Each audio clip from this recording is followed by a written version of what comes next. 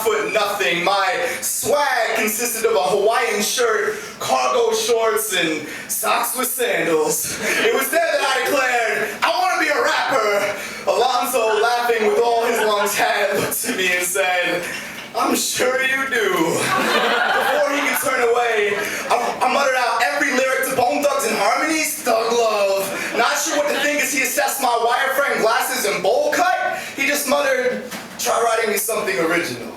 Alonzo was the only person I knew who could quote rap that wasn't on the radio. He was also the only person in my hometown that didn't wear a cowboy hat. My mother told me he sold pharmaceuticals. I knew he was not a pharmacist. This did not matter. He was the only person to embrace me when I discovered rap music.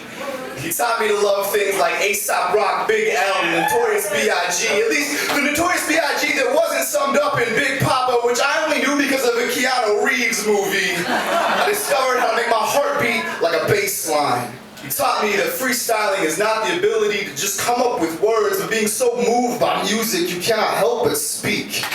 As time passed, his hands grew shakier, but his flow was so much more solid.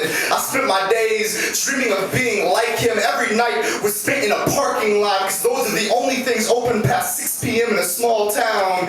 We'd always flow over 50-cent beats, because we just felt like they deserved better than that. Usually dissing Texas rappers and how they chopped and screwed everything. Truth be told, we just didn't care for Texas. The funny things about small towns is there's only one of everything. One grocery store, one gas station, one funeral home.